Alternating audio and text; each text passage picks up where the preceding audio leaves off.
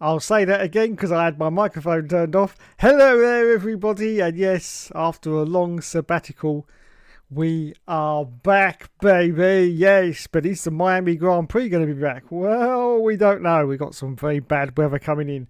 But hopefully, everything will be okay. Now, I've just heard over the grapevine that we may be having a special guest in a minute. Yes, a special guest. We will find out, though, in a minute. Let's put the lovely chat on, because that's the most important thing. The chat. There's the chat. There's the chat. Now, of course, what everyone wants to see is the star of the show. He's been missing for the past 5 weeks now, but here he is back again. It's TB the Bear, everyone's favourite bear. Look at him, look at him. Don't tell Will F1 I've put his clothes back on. Yes, he's no longer naked. He's got his clothes on. Because I had a little tidy up in the office and I found his clothes on the floor. And I thought, I'm just going to put them back on him. So that don't tell Will, though. Because you know what he's like about the bear and being naked. He's got this weird kinky obsession. I don't know what it's all about. But anyway, here he is, everyone. Yes! The #1 Lewis Hamilton fan. Oh, dear. Shall we tell him? Shall we tell him about that little exploit that Ferrari were running and now they're not going to be a... No. It's all right, TB. Nothing, mate. Yeah, I'm sure Lulu will win in Miami. I'm sure he'll be all right. Yeah, lovely. Bloody hell. Right, here we go then. Hello to Mr. Lionel Plessy. Welcome to the stream. He says, congratulations to Kimi Antonelli on winning the Miami Grand Prix. Yes, indeedy. It's bound to happen. It's been a while, but on tomorrow night's 1999 Top of the Pops, the Venga boys are going to Ibiza, and also there's an S-Club party. Going to Ibiza. Is that the one? Is that the one? I'm showing my age now, aren't I? Yes, that's the one. The Venga boys. Oh my goodness. Please. Christ. Oh, hello. We've got the Moaning Yorkshireman in the stream. Christ, what's this with the cheesy Good Morning Britain intro? Cheesy, young man. I'll have you know that's the work of brilliance. It's the work of brilliance. Do you know how difficult it is trying not to find copyrighted music? And you might say, hang on a minute, surely the TVAM theme is copyrighted. It is, but this is a remix of the TVAM theme, so it isn't copyrighted. So I got away with it. But oh my goodness, trying to scour the internet for something that isn't copyrighted these days is bloody impossible. But yes, there's a very interesting channel that I've subscribed to that does lots of old TV shows, and they remix them, and so obviously they don't have copyright on them, so it's quite interesting. Lots of the old TV shows from like the 80s and the 90s, if anyone, well, no, you lot won't remember those days, will you? But anyway, yes, lots of old TV shows, and I was just playing through them, and this one came out, and I thought, well, that's quite interesting in a boring kind of way. So that's why we've got the remix. Perhaps I shouldn't have said that now, because YouTube might be watching. And they'll probably copyright me on it now. But at the moment, it's not copyrighted. No. Also, Kelly Bryan from Eternal is on. She briefly had a solo... I remember that. Yes, she did. Very briefly. Yes. It was almost as brief as that ginger one from... what's it called? I forget all these girl bands now. What's it? What was their name? Anyone remember her name? The ginger one, not the Spice Girls. Was it the Spice Girls? Oh, I can't remember. But she had a very, very short career as well.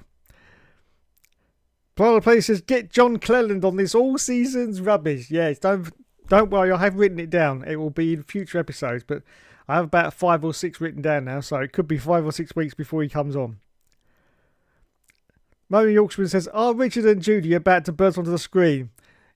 Well, Richard won't, but Judy might, because, you know, she's... Leave it, Dave, leave it!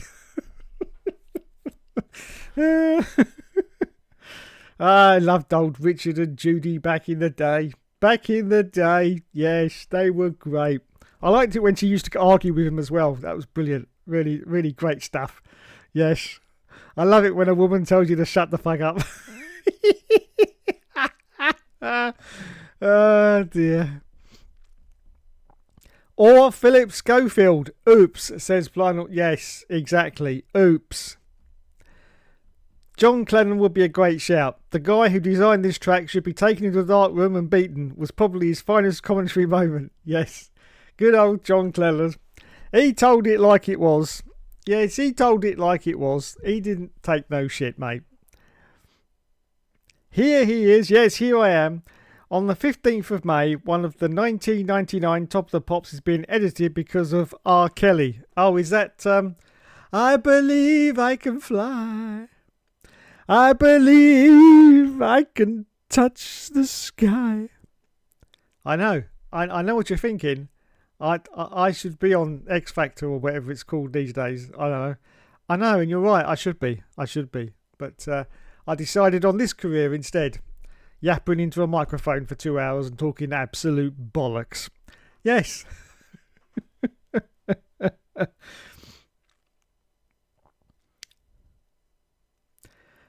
The Scissor Sisters is in the chat. He says, I wonder who the special guest will be. I wonder. It'll be Joe or Dom. Maybe not. Maybe I've gone up in the world. Maybe I've gone down in the world.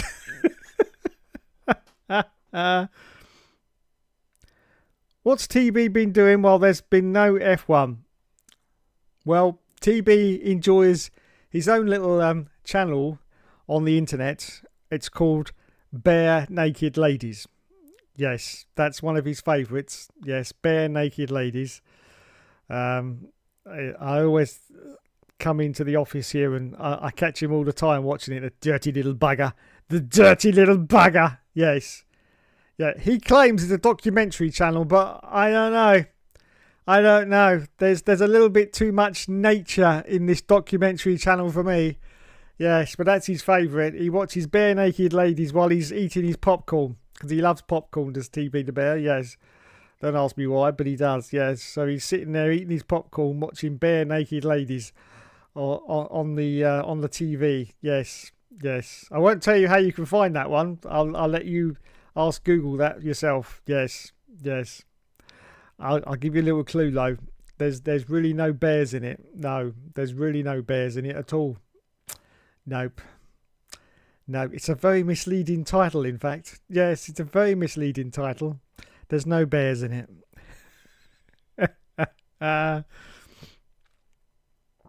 TVAM, back when people cared about morning TV. I know, and one of those people was me.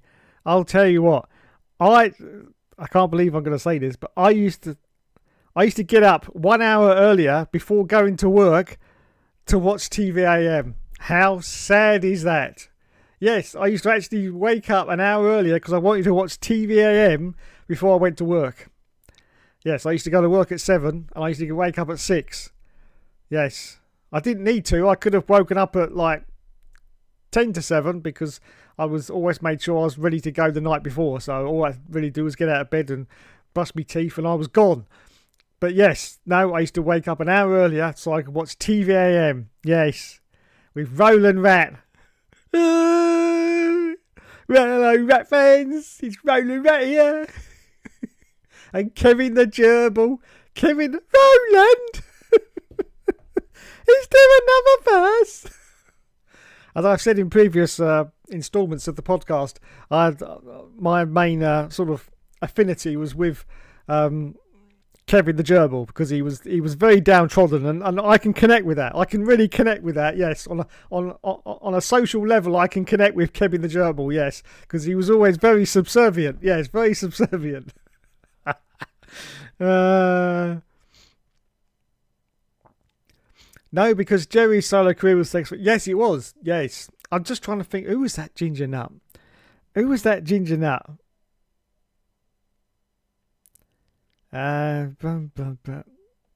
it Rebecca? Rebecca something? But it wasn't Spice Girls, it was the other one.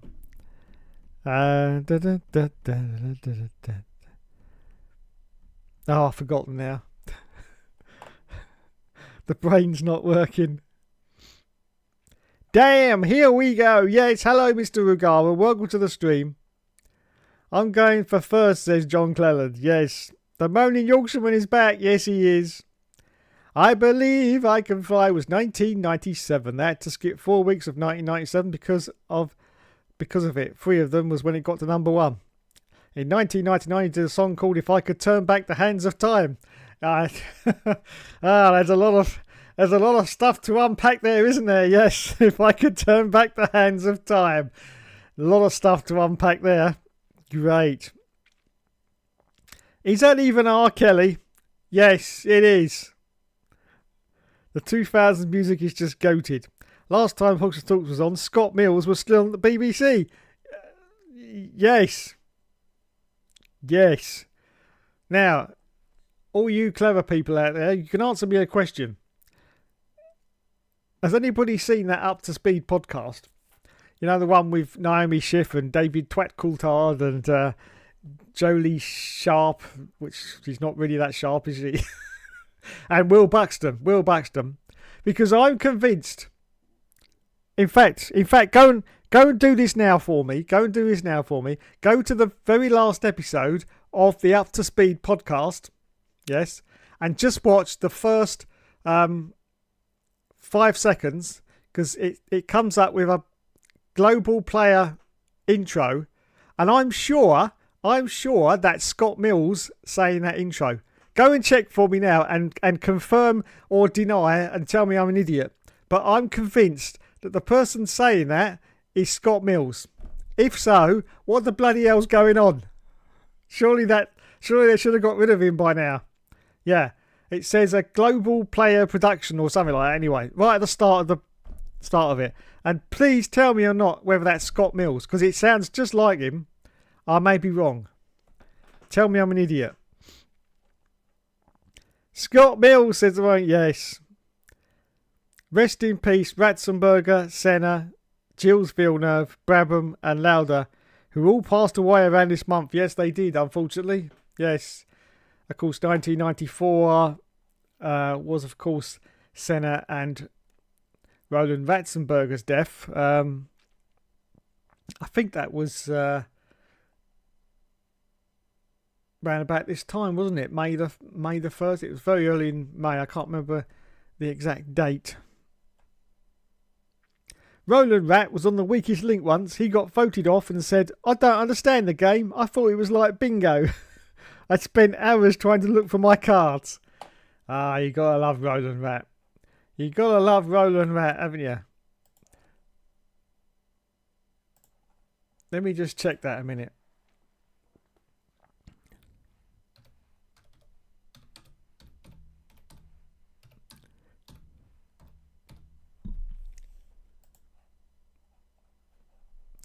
Let me just check that a minute. Yeah, I was right. There you go. The Imola Grand Prix was on the 1st of May, which is tomorrow, isn't it? 30 days in April, is it? I think so. I think it's 30 days in April. So, yes, tomorrow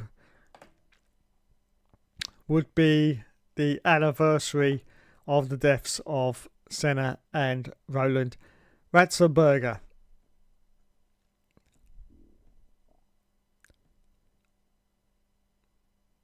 So is that, I can't do maths. I'm trying to work this out in my head while I'm doing it. Is that 32 years now? Is that 32 years? 94. I haven't got enough fingers. 94, 2004, 2014, 2024, 25, 26. 32 years. Yeah, it's 32. Bloody hell. 32 years ago. I can't believe it. It still feels like yesterday. It really does. And yet it was 32 years ago. Yes. Of course, back then I was only in my 50s, as everyone in the comments would probably attest to. So I'm getting in there first. Yes. I was a young man back in 1994, yes. Wowzers, 32 years. I can't believe that. I can't believe that. That's been a lot of Formula One in the interim, hasn't it? A lot of Formula One in that gap. Jesus. A lot of highs, a lot of lows, and this year, quite a lot of lows, has to be said. Quite a lot of lows. Wowzers.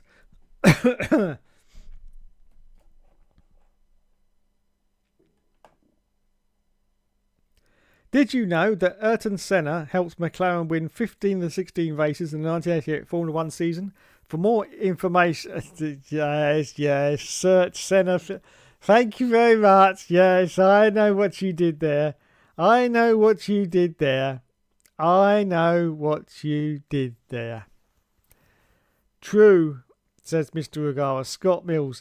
Roland Ratzenberger died on this day in 1994. There you go. Steve Ryder was at Imola on the day Senna died. Yes, he was. Yes, he was.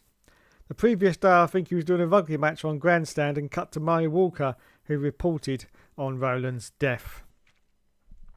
Hello, Mr. DJ, and welcome to the stream. He says it really doesn't feel like 32 years. It really doesn't. It really doesn't feel like 32 years. It's very weird. It's very weird how time goes so much faster when you get older. It's difficult to explain to you youngsters, but enjoy your time now, because once you get older, time seems to accelerate at about 3 times the speed.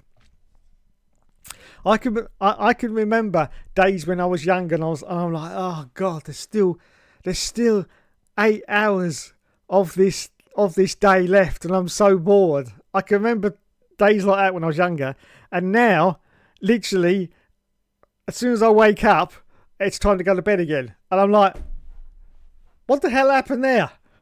What the hell happened there? I've only just got, and it's bedtime. It's very weird. But time seems to accelerate the older you get. Your days seem to get shorter and shorter and shorter. I mean, it's nothing to do with sleep. I sleep exactly the same as I did when I was in my 20s and 30s. I have about 6 hours of sleep and that's it. I did that when I was in my 20s and 30s. So nothing's changed on that count. But time just seems to get faster and faster and faster. And the days just seem to get shorter and shorter. As I say, I wake up and it's literally trying to go to bed again. I'm like, hey, what? Very, very weird. I can't explain it to you, but once you get older, you'll realise and you'll go, yeah, that Hookster was right. Oh, wait, I can't tell him now because he's dead. The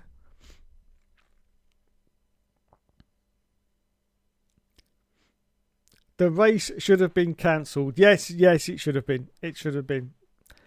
The whole season, actually, the start of the season was a disaster. To be fair, it was a disaster. It had vibes of the 2026 season, but for different reasons. But yeah, I mean, when you have all this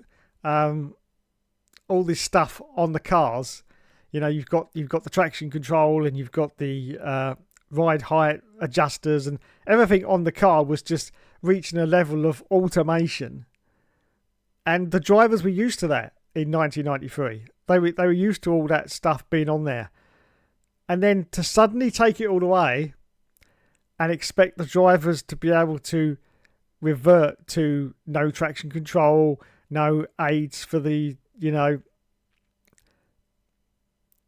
for anything really. It was all gone, and they expected that transition to go without a hitch, and it didn't. It really didn't. I mean, lots of drivers had problems in the races, even before Imola, due to the fact that, I say, all the driving aids were banned in 1994.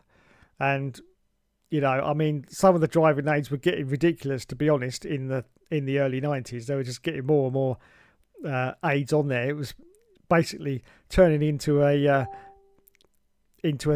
championship where the drivers weren't even driving the cars, you know. Well, they were just sitting there punching the throttle, and that was about it, because everything else was being done for them.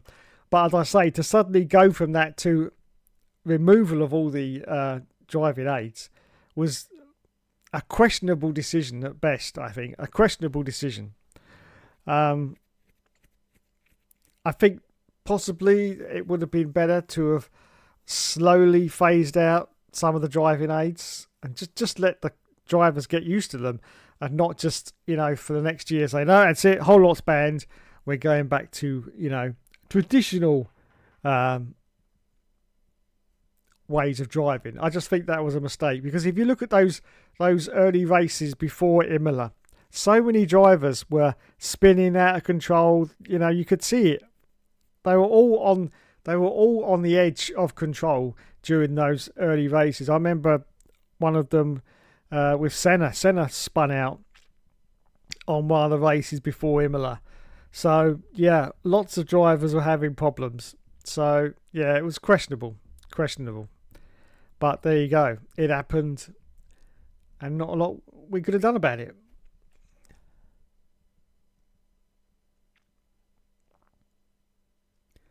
Shaquille O'Neal to DJ on Saturday.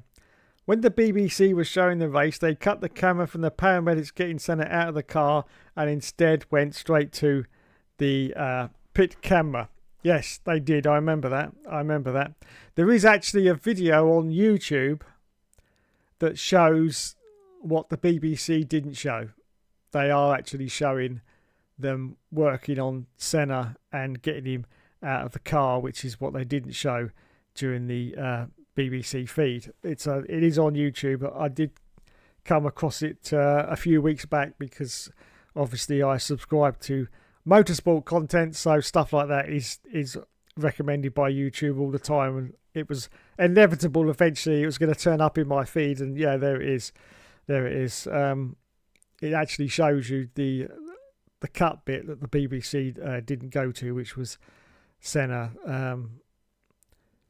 how can I put it, trying to be resuscitated, but it was to no avail, because he was dead a few seconds after the crash, to be honest. He was gone. I remember the last cut of the BBC feed was I think it was the helicopter view, and it was just going over the top of Senna's car, and his head was slumped over to one side, and you just saw his head move like that, and that was it.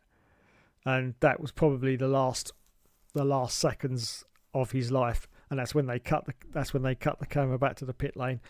So yeah, as I say, he was dead about 2 or 3 seconds after that happened. But obviously, paramedics, medical services, it's their job to try to bring people back to life, or try to stabilise people's lives. But yeah, it was never going to be an option, really. Time defo goes quicker. It does. I didn't think it was just me. It definitely goes quicker, as I say, once you get older. So I can remember being a teenager and going, oh God, there's still 8 hours of the day left. I'm so bored. I'm so bloody bored. I haven't said that for about 20 years now. No. In fact, right now I'd like a 36-hour day. Yeah, can we have 36-hour days now? I'm going to protest to my Prime Minister. Yes, we want a 36-hour day, please, because it's just ridiculous. Just ridiculous. The 1994 season was controversial. Yes, it was. Going back to 505 like Arctic Monkeys, and Schumacher cheated his way to his first World Championship. Yes, he did. Oh, I was so pissed off about that. I can't tell you. Because Damon Hill was my hero at the time, because he'd kind of taken over from Nigel Mansell. Nigel bloody Mansell. Yeah, he'd taken over from him, so he was my new hero. And then to get viciously assaulted in Australia by Michael Schumacher, it was obvious that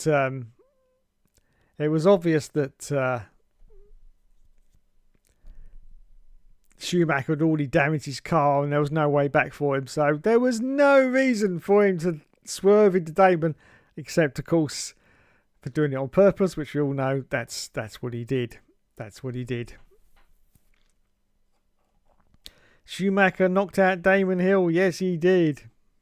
Sent him flying. Senna spun in Brazil and Aida and got hit by Hakkinen at the start. That's right. Brazil, that was the one. I remember the spinning in Brazil.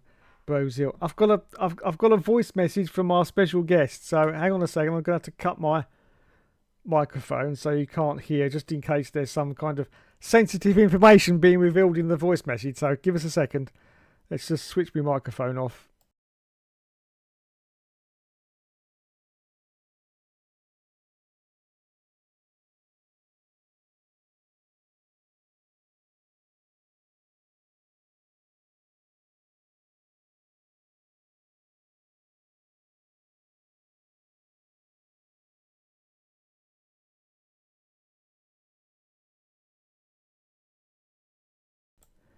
Please bear with me.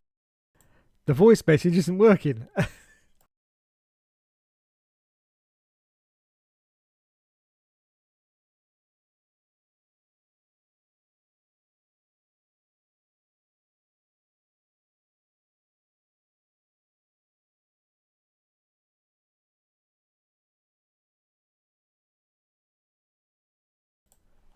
Right, we're back. We are back. I was just sending the message to our special guest. He's just sorting himself out. He's in makeup. He's got to get all the makeup on and the eyeliner and the glitter. The glitter's got to go on as well. The glitter's got to go on.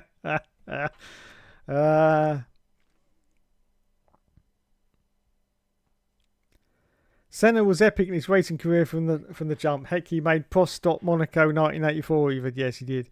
Yeah, they showed that bit and Palmer even mentioned it, yeah. TMY has been dyeing his hair again. Hello, Mr. Will F1. Welcome to the stream. TMY has been dyeing his hair again.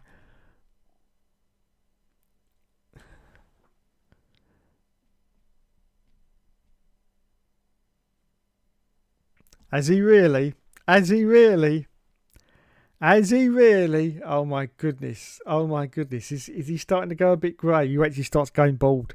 Oh my God, he'll be getting that old hair transplant bit done, won't he? They'll be putting the old marker pen on his head. Yes.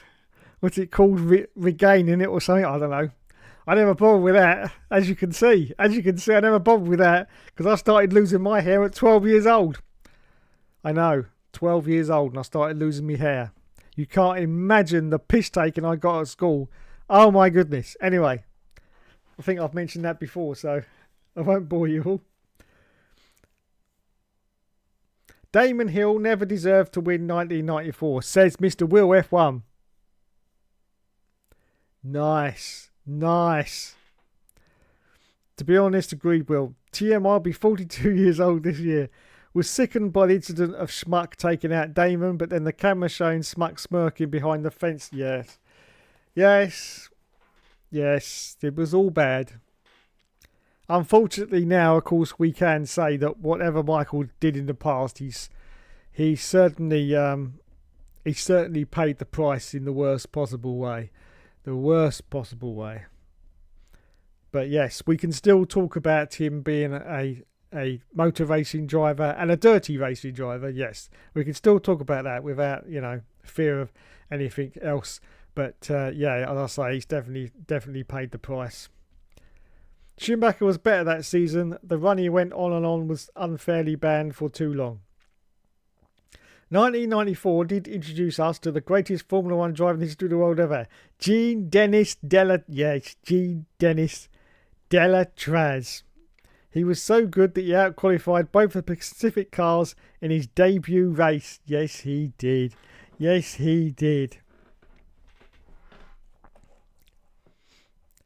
Right, okay, it's time for our special guest now. Okay. He's been badgering me to come on here, and I'm going to surprise you now. It is not Dom and it is not Joe. It is someone. You see, I like to see you guys that I'm talking to, and this is going to be a first because we are now going to see one of the guys that is constantly in this chat. constantly in this chat now. Yes. He is now going to be on screen for everyone to see. He was so good that he outqualified both the Pacific cars in his debut race. Yes. Jean Dennis Delatraz. Right, I'm just going to check the person's ready.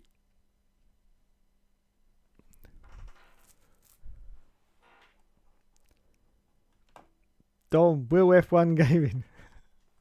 No, it's not Will F1 Gaming. I'll tell you that one.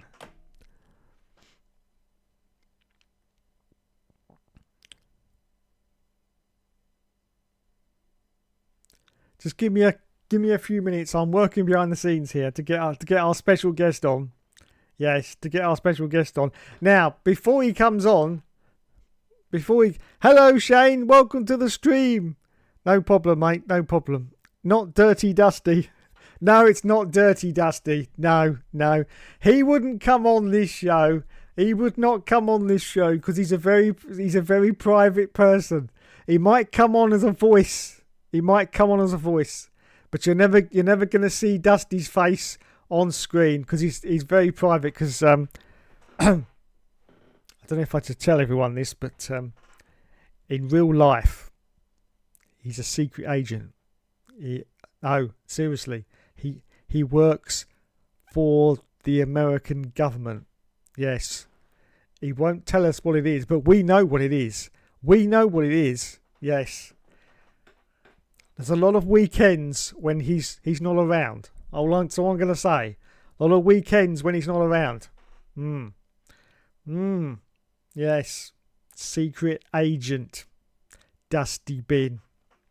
I'm calling it now. So you're never going to see Dusty Bin. Unfortunately, his face. Anyway, you might hear a voice message one day, but not his face. No. The championship is over. Yorkshire 1-2 at the moment. Oh, thank you, Mr. Will F1, for the donation. Very, very nice. Thank you, sir. I'm going to give you a thumbs up for that. I know it's not over yet, but there is a piece of music I want you to play at the beginning of the very last episode of the All Seasons. Okay, Shane. You tell me what it is, and I'll play it. No problem. Right. Okay. And a certain someone is 6. Yes. Right, it's time. It's time now to get our special guest on. Yes, this is a first for the Hookster Talks. Get Stuart Hall on the... Oh my goodness. Right, let's see if we can get this working. I've got to try and make sure that... I'm not infringing this person's civil liberties as well, so I've got to make sure that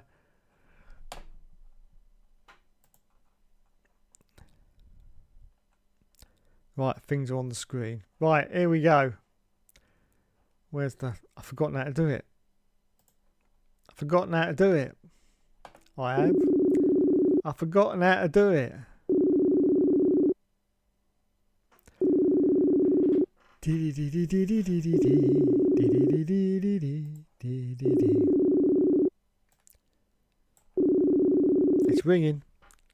It's ringing.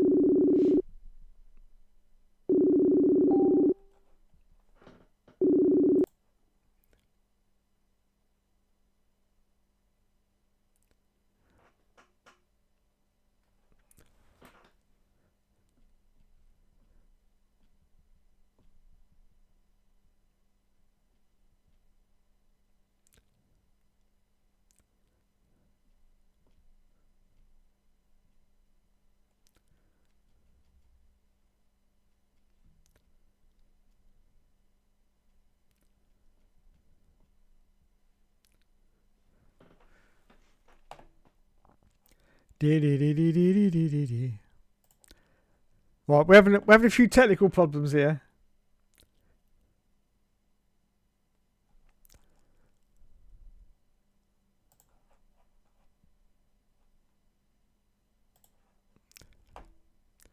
Give me a moment.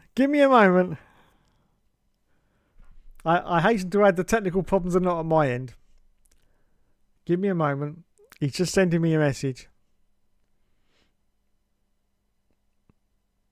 See, the excitement is building now. The excitement is building. You're all going now, who is it? Who is it? Well, it's someone in the chat.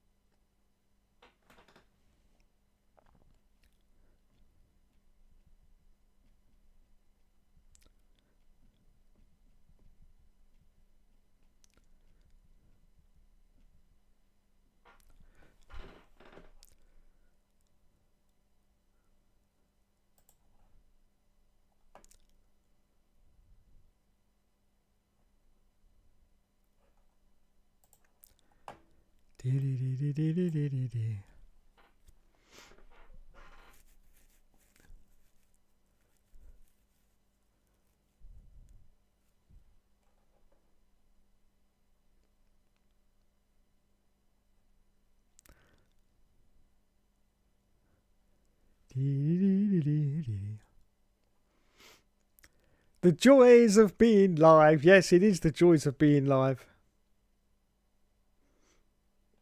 Let's look at the comments first while I'm sorting it out. And a certain someone is 6. He used to be on It's a Knockout, a show that's forever tainted because of him. Yes. And I used to love It's a Knockout as well.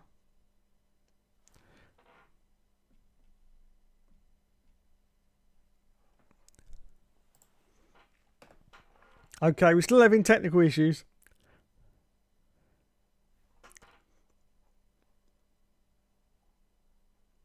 Pessy cooking. Get Dan Bartley on this all seasons rubbish. Yes, indeed. Can we watch the end credits of Formula 1 99 on the PS1? That's the piece of music I want you to play at the beginning of the last episode of the all seasons. Wowzers. I'll see if I can find that. Oh, hang on.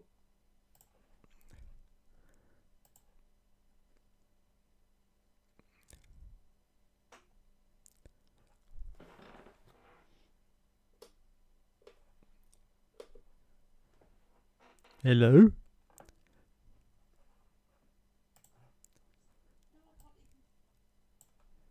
Hello? Hello? Why won't it work? I can hear you. Oh my god, this is actually horrendous. Is it coming through on the thing at least?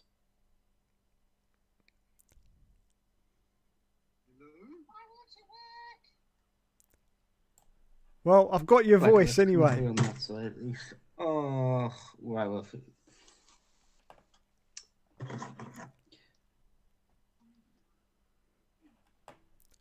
Right, we're just doing voicing by the looks of it. Thank you, Microsoft, for that. Absolutely fantastic. Okay, hang on a second. I'm just going to ask. Hang on, I'm just going to ask the chat. Chat, can you hear Mr. Paddock 69? Let me know in the chat. We're just doing voicing by the looks of it. Thank you, Microsoft, for that. Absolutely fantastic. Okay, hang on a second. I'm just going to ask the chat. Chat, can you hear Mr. Paddock 69? Let me know in the chat. Just doing voicing by the looks of it. Thank you, Microsoft, for that. Absolutely fantastic. Okay, hang on a second. I'm just going to ask. Thank you, Mr. Plano Plessy says he can hear you. Can you hear Mr. Paddock 69? Let me know in the chat.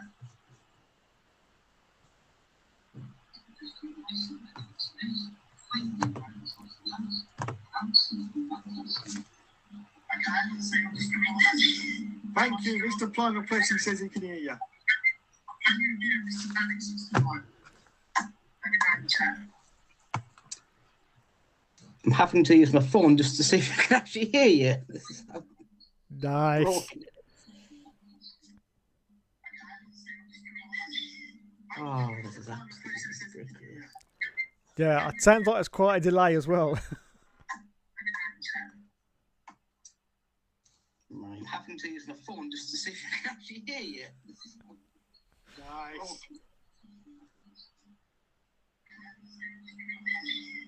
Oh, Yeah, it sounds like it's quite a delay as well. Right, fuck this.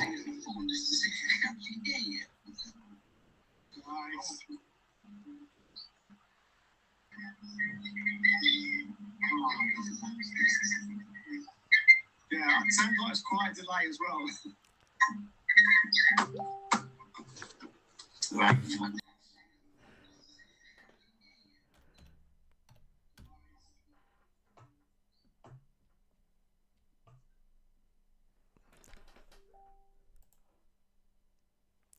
Right, okay. He's decided he's going to use his phone instead of his laptop because, as I say, there was a horrendous delay there about because he was listening on his phone to the stream, and of course the stream's about a minute behind what the actual live stream is. So yeah, it'd be pretty impossible to ask a question because he'll have to wait a minute to answer it. Right, hang on, he's back. He's back.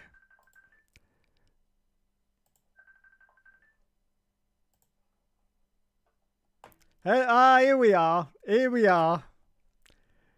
I can't see you, but You can't see me. Good evening. Good evening. Here we go. The first.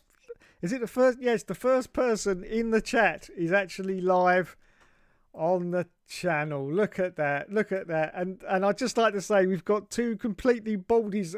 So if you want to adjust your brightness on your laptops or your computers right now, then please go ahead because it's a bit too much. I know it's too much. Yes, it is. Anyway, hello, you are privileged. You're the first person in the chat to be live on the stream. There you go. What do you say about that? I'm now famous. Does that mean I get my own listing in these special files and a special visit to the special island? Absolutely. Absolutely. Good. We may not have just had you because I had the audio off, so we might have to start all that again.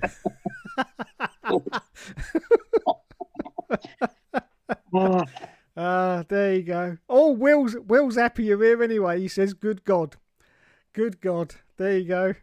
I can't believe that. Honestly, I don't know what's wrong with the camera. It says I've got it set to permissions on.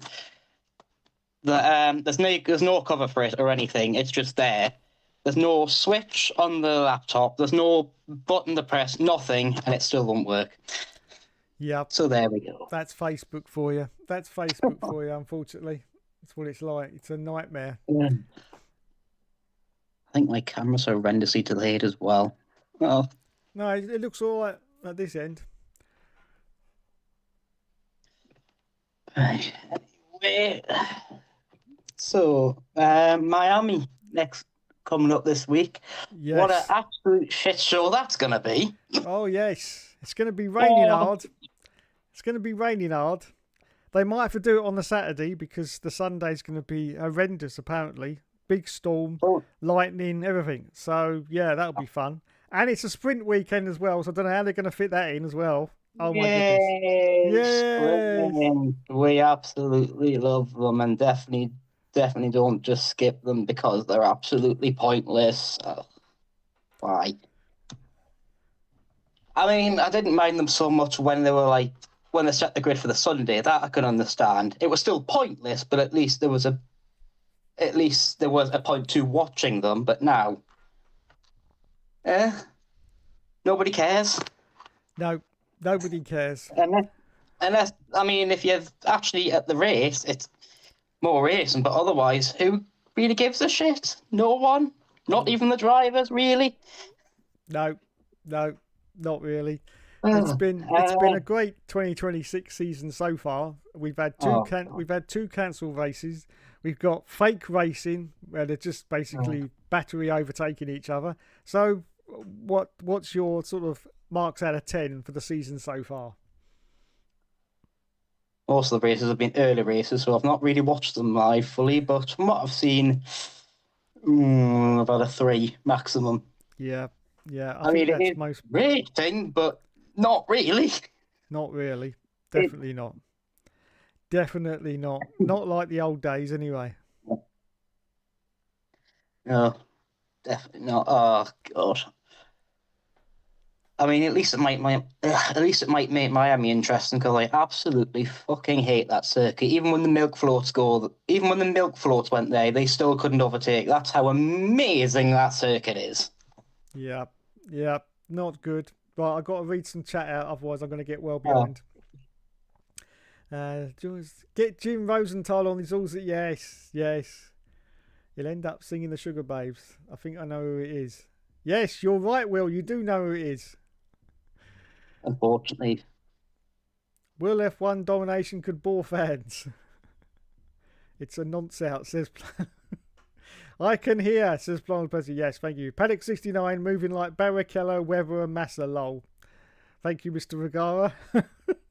He says he can hear as well.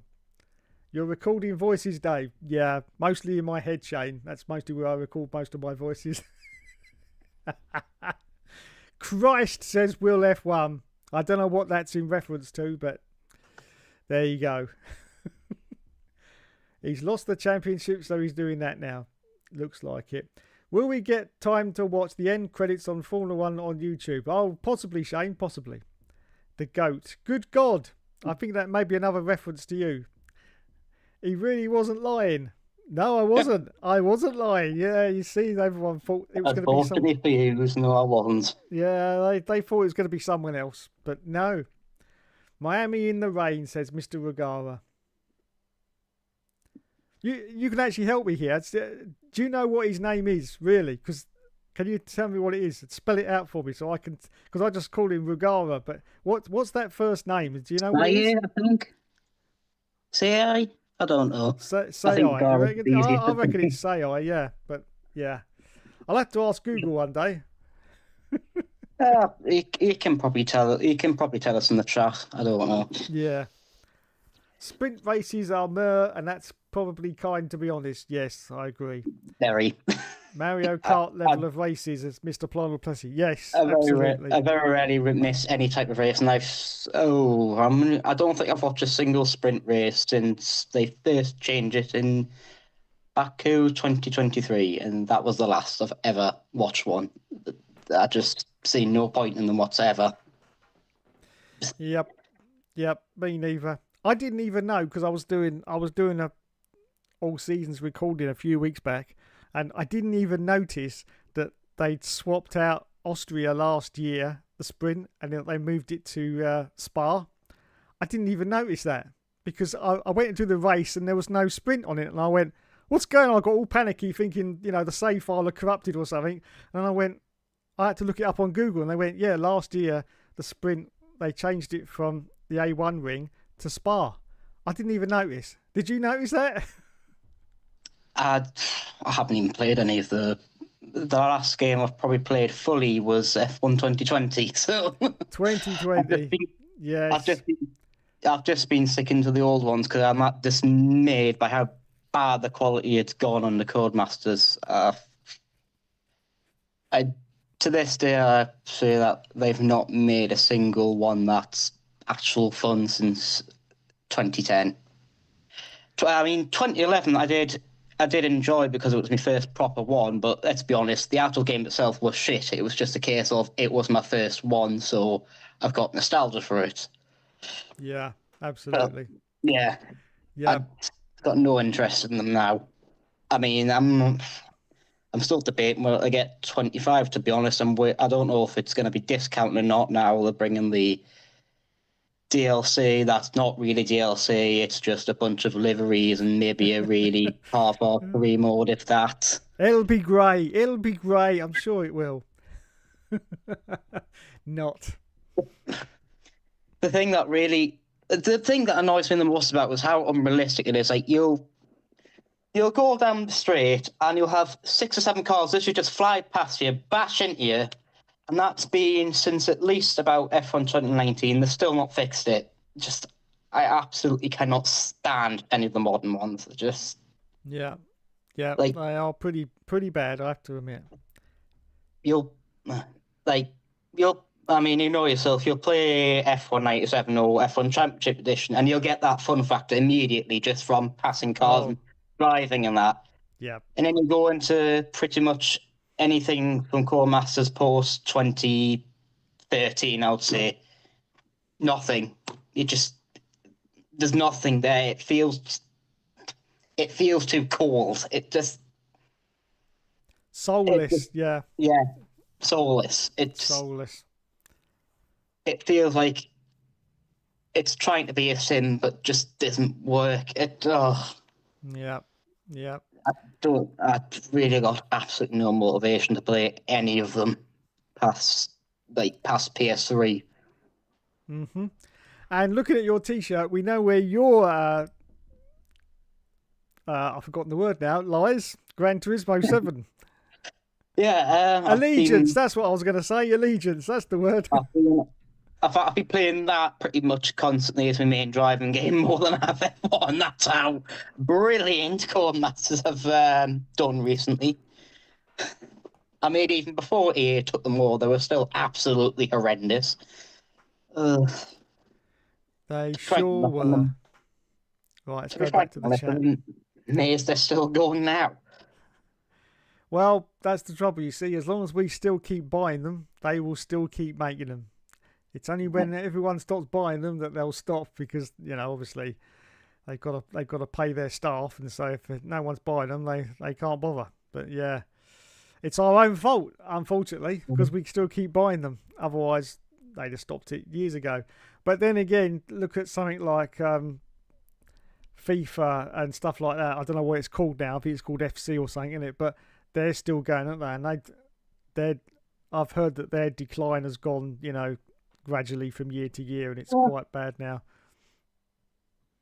I mean, I do play. It's EAFC now. It's weird. I think basically FIFA wanted too much money, and EA wouldn't give it them laughably. But when I play that, I still get a fun factor from it. It is crap as a game, like functionally, it's terrible, but there's still a fun factor to it. And you play the F1 games now, just nothing. It's like there's so many bits added to them that it just feels too much to just go in and play. You've got to practice it for hours upon hours upon hours to feel like even remotely immersed in it. Yeah. And that's when the work, which we all know, they never do. Exactly. So while you're here, tell me your first F1 memory. The first time you saw Formula One on your screen, if you can remember. I do remember exactly. It was the 2009 Australian Grand Prix, and I was shouting for Jenson Button to win, and obviously he did. So that's how I started supporting Button throughout his career, even when he was breaking down every single week in that absolute pile of crap in 2015. But yeah, 2009, that's when I first started. Nice. And apparently, according to my mum, I was watching F1 before that, but I have no recollection of it, so... Yeah. Nice. Makes me feel old now, watching it from 1988, but there you go. Only got a few decent years in before Liberty came in and ruined... Well, I'll say Liberty. It was going downhill on the Burnley anyway. Liberty just accelerated it. Yeah, exactly. So, what do you think about this story I reported on, I think it was yesterday, about Stefano Domenicali and this Lifton Coast malarkey? What is going on there? Is he starting to get a bit of Alzheimer's or what? I don't know.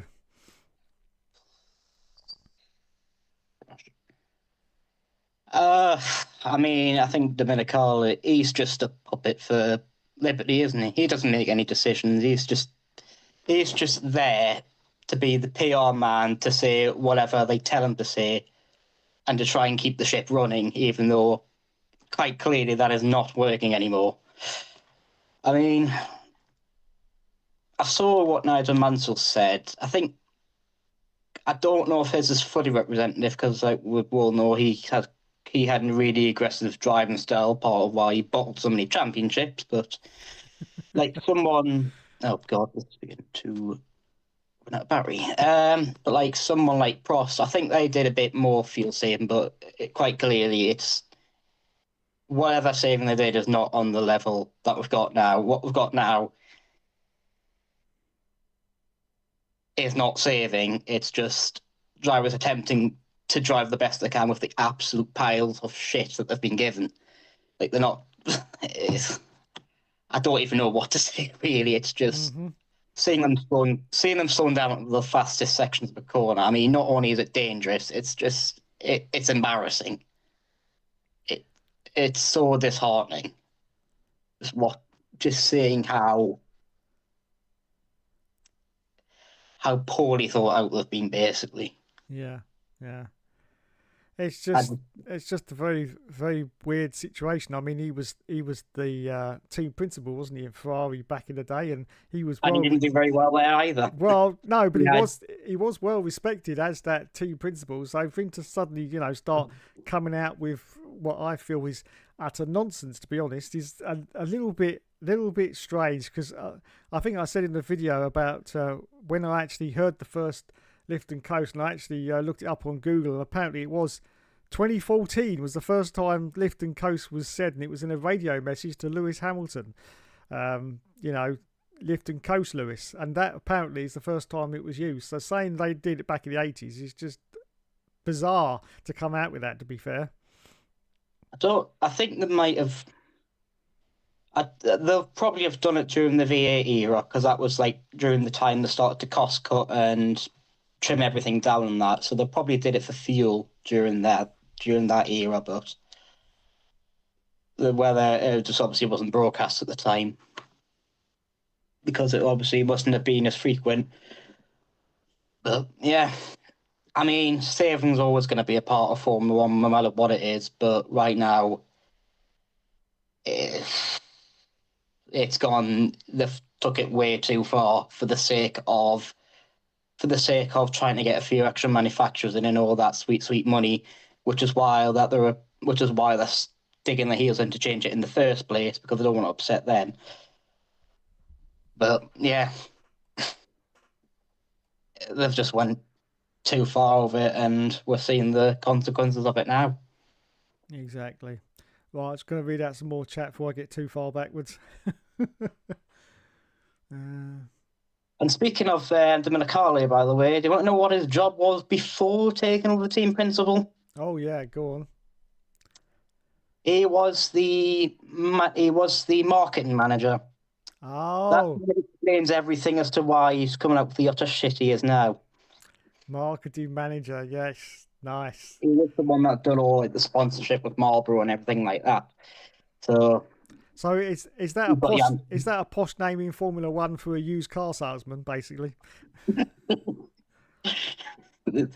Quite literally, at the moment, with what he's trying to sell. Yes, I thought as much. Yeah, don't worry. This feels like what do you mean that? What do you mean you can't accelerate at all? No, it's fine. No one look. Not. What do you mean that there's another car that's just gone off and the driver's injured himself because the other one ran out back? No, everything's fine. Don't trust me. All the DTS fans love it. And that's all we really care about, because they bring in that sweet moolah. That's all we care about. Absolutely. That's basically F1 in a nutshell at the minute. So long as the DTS fans are happy, that's all they give a shit about. Yep. Right, this season's been a bit of a banger, says Mr. Regara. Will says, yeah, banger on the shit scale. I don't know what your definition of a banger is, but the standards must be right down there. Mr. Regala says, I beg, stop with the damn super clipping and don't delete our races, please. Yeah, I've said in a video, if there's any two words I want deleted from the English language, it's super clipping, because every time I hear it now, it's almost as bad as porpoising from 2022. I mean, that was bad enough. I'd never heard of porpoising before it came about in 2022, and then it's just the whole of the season, that's all it was talked about. And now we've got a replacement, which is super clipping, and I'm like, please stop it now. Can you imagine how bad? Well, you notice Jeddah, of course, it got cancelled. That's the fastest street circuit on the calendar. Could you imagine how bad and how dangerous that place would have been if it was ran Mm-hmm. Yeah. with all this clipping.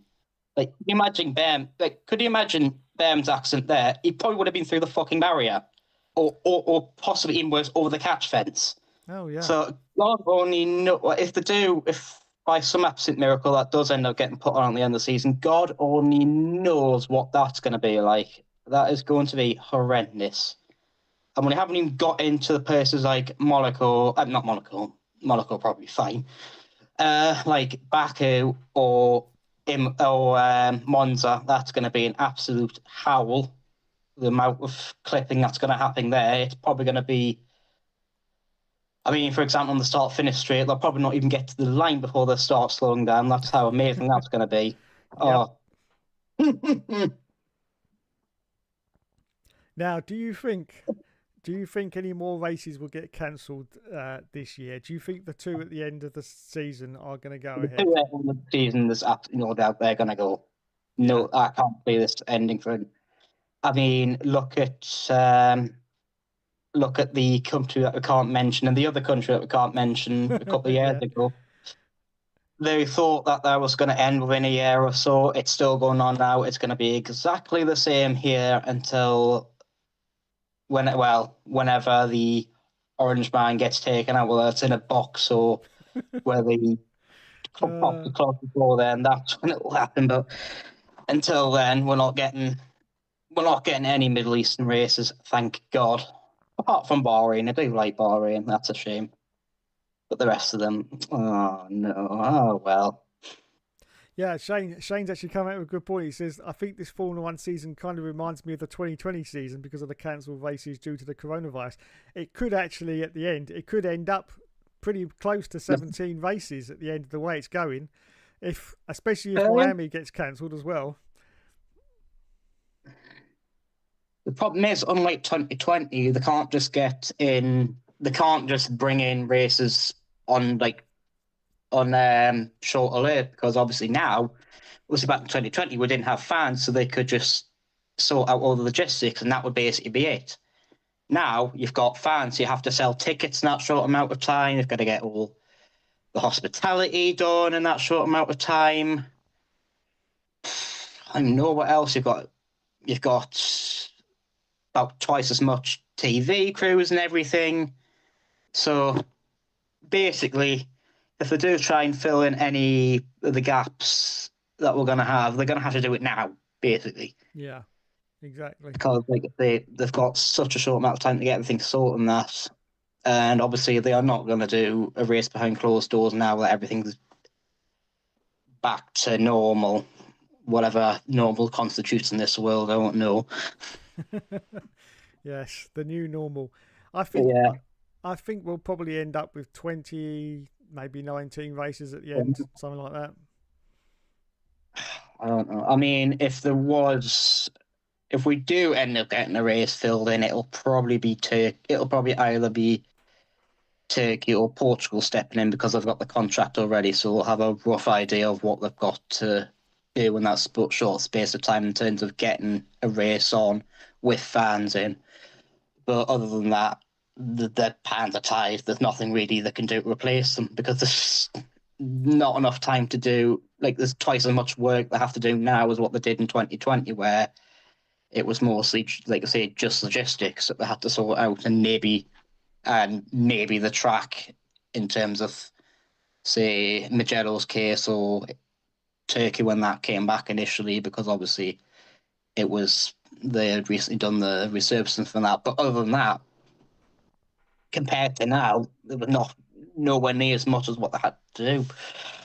Yeah, absolutely. So God knows what this season's going to look like. If anyone's still watching by about Silverstone time. Yeah, we'll all have switched off by then. If it continues on this vein, I think, the popularity of F1 is just gonna reach toilet levels. It really is. I just can't see, people wanting to watch it, to be honest. I mean, the falseness of the overtaking is what does it for me. I just, so many people love it and say, oh, it's the best you've ever seen. And I'm like, are you serious? Really? I know Will will back us up on this.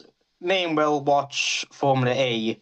There's a lot of like that kind of overtaking there, but even in that series, it is nowhere near the level that it is in F1 at the moment. Like, because at least in Formula E, there's a reason why it happens, because in that series, no one wants to leave because you're using up more battery, and obviously that's kind of part of the whole series for that. That's kind of their thing. Whereas in here, it's just plain incompetence why it's happening. Yeah, exactly. Right, let's read out some more comments. Like, Cancelled. Paul Plessy says, I last played F1 22 and then stopped buying the new F1 games. oh. Mr. Regawa says, Got Vettel. Sorry, go on. I've got videos of a Korean mode race that I did in Australia in the Williams. The AI, my God, probably the worst I have ever encountered on a modern game. Like, seriously, I had one where Gasly trying to overtake us, it literally just rammed us in the rear and spun himself round. And another one where I was coming in, like, after the two little kinks, you've got that 90-degree bit at the bottom. Yep. I can't remember I think it's a Scary, corner's called. I'm not good on track corner names now. But yeah, I had a car coming down the inside. I've left him about this. I left him about the distance from here to China, and he still hit and turned us around. I mean, it ended up affecting him more than it did me. But yeah, that's basically my experience on F1 22. Completely unfinished. It's the same. And actually, I went back to recently. I tried to do a race at Zandvoort, and the handling model, my God. Oh. I don't even have the words for how bad that. I do. F1 98 handles better. That's on That's not a very high recommendation, is it? F1 98. Even though I've said I've grown to love that game now, I really have. Even for all its quirks, it's a lot of fun to play. It's a lot of fun. Yeah, it's kind of got the look of being a retro game, so it's still got that fun factor, even if it is. Well, it was it was blatantly unfinished. That's what it was. Oh, yeah. Simple as that, really. But when you think, because I've said it before, 6 people made that game. I mean, that's just incredible to think about, isn't it? 6 people in 6 months made that game. And, they got it to that standard. I think it's quite commendable that they got it that good in 6 months with just 6 people. I mean, a lot of the modern games, you're talking about 500 to 1,000 people working on the modern games now. It's just, it's crazy to think. Even then, the still wasn't finished. Yeah, and I expect out of that 6, one of those was the bloke that made the tea. So it's only actually 5 people. I mean, the main thing that confuses with that game is that they had such a short space of time to do it. They had obviously rejected. I know. No, it wasn't Reflections. Who did it before? Bizarre Creations. Bizarre Creations. I know they had offered them the code to do 98, so they could just put in the liveries, and that was it. I know they had rejected that because they wanted to show themselves off. But the thing, not like that. Stop it. I mean, they did, not in the way they wanted to.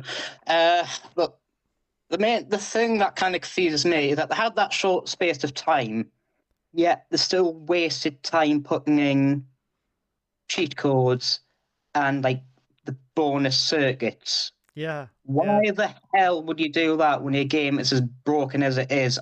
I do not know. Absolutely. I mean, they're great to watch, but why? Business, it's a terrible decision business-wise, as it proved, because they lost the license almost immediately, and then EA picked them up and they fucked up there as well. Yep. I have to say, I do love that Roman Colosseum circuit. It's just great. It really is. Because because you can do 99 laps in like 38 minutes. It's just brilliant that you can do that. But that's my favourite, is the Colosseum. If you know where the pit lane exit is. Yes, if you know. Funny you say that. Mr. Final Plessy in the chat might be able to help you there, because he had a few ponds, but everyone does, because you always go the wrong way. It's just ridiculous. But yeah, that is my favourite circuit. And don't forget that fantastic pit crew. Just beautiful. There will never ever be a better pit crew than that. Absolutely. Yeah, they are just masters. Masters. I just love the front Jackman. Yeah. Whoop. Yep. Whoop.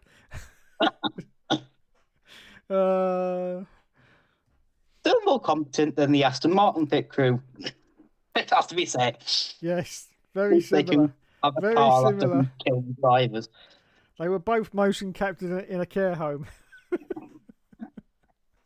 That's why the way they were, because he won them. Yeah. I wonder what would have happened though if Reflection had got F1 98. What kind of game that would have turned out to be? We can only imagine. Interesting. I mean, I think I don't know. It would have been incredibly difficult, judging from how difficult Driver was. Yeah. I think they would have been all right for the PS1, and as soon as they hit the PS2, they would have been in the shit, because obviously we know about Driver 4 and how appalling that turned out.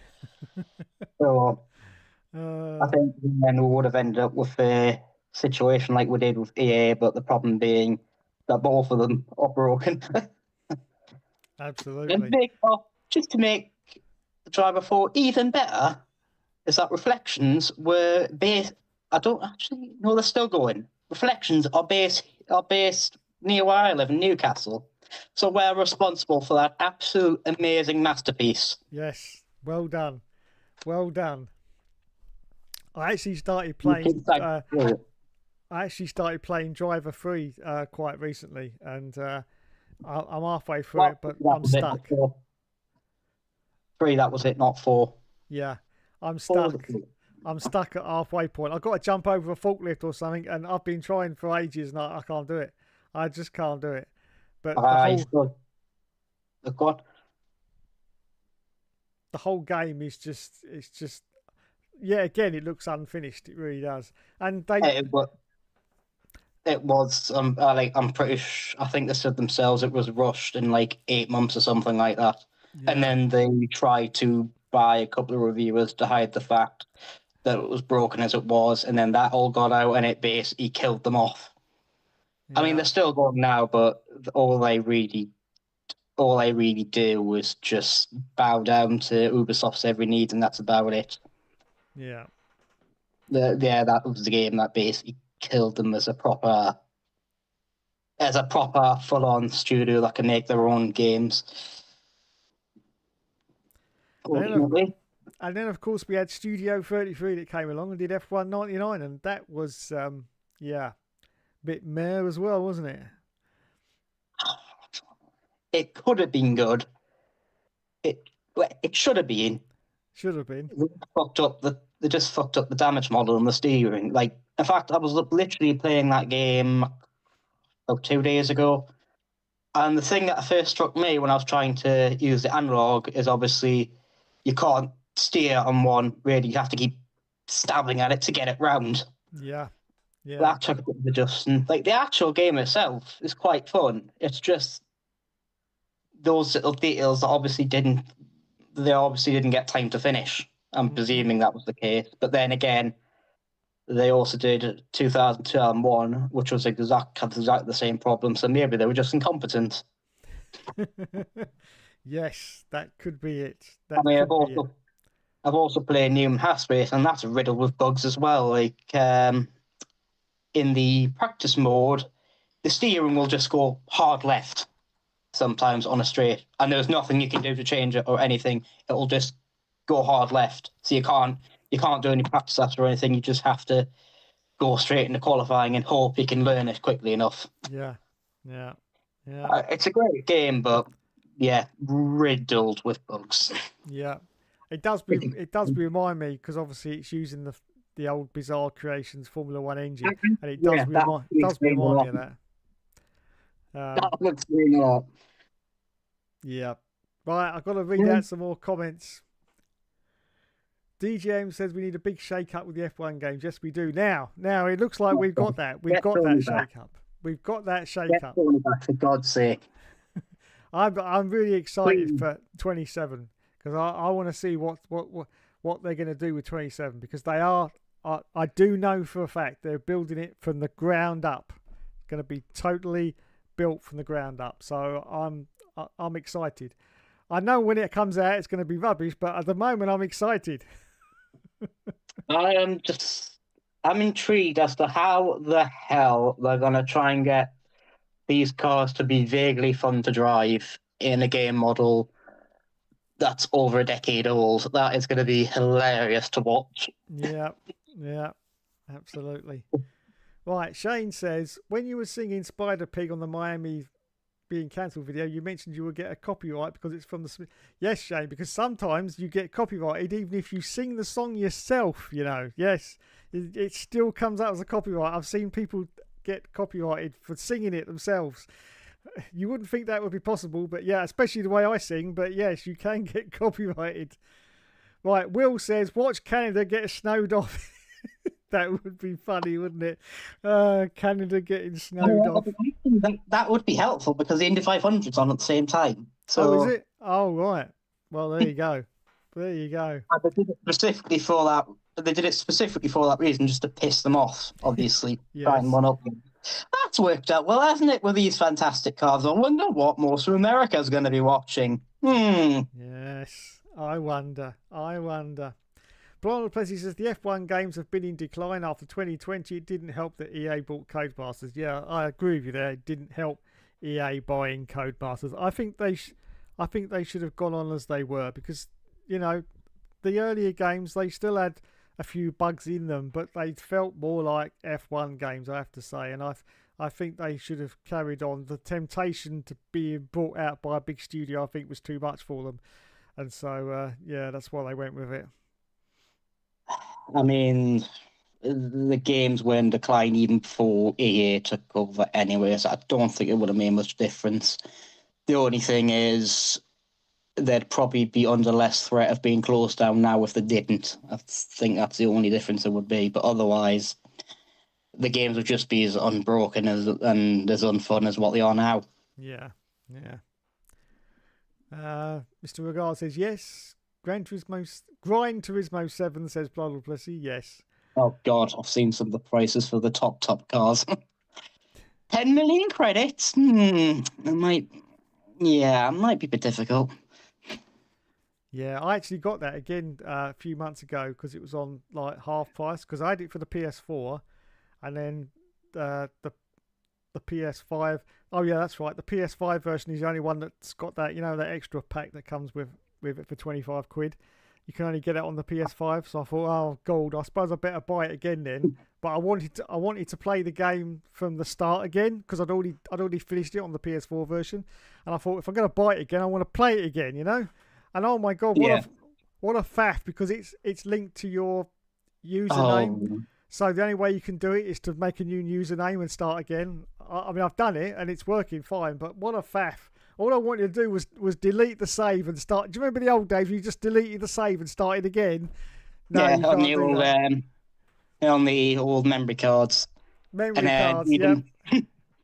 And then it was even better when you had about 5 saves on it, and you've run out of storage. You've got to go and get another one from from Sony for about 50 million quid. That's it, yeah. Get one of the cheap ones that doesn't ever work. That's why I always liked the PS3, to be honest, because you could just make as many memory cards as you liked on that. You had unlimited storage, basically, because the memory cards, they're so small. You know, if you've got like 120 gig hard drive in the PS3, you'd never run out with that. It's brilliant. They actually did a good idea there with the PS3, I must admit. Did old Sony. Yeah. And then they fucked it up by taking away the PS2 compatibility, which I still don't understand how they couldn't emulate that, but... Yeah. Well. They did that. I remember reading a magazine back in the day. They did that because not enough people were playing PS3 games. They're always playing PS2 games, so they wanted to, they wanted to stop that, and so they took the emulation away. It was the fact that, the console was difficult to develop for Sony, and it was massively expensive and overheated constantly. Yep. And the fact that the games looked like absolute shite when they first came out, like that orange hue that they had. Oh, yeah. Ugh. Every Maybe game that had had that. something to do with it. I don't know. Every game had that orange hue. F1 2010, Grand Theft Auto 4, that had the orange hue, and also the first Grid also had the orange hue.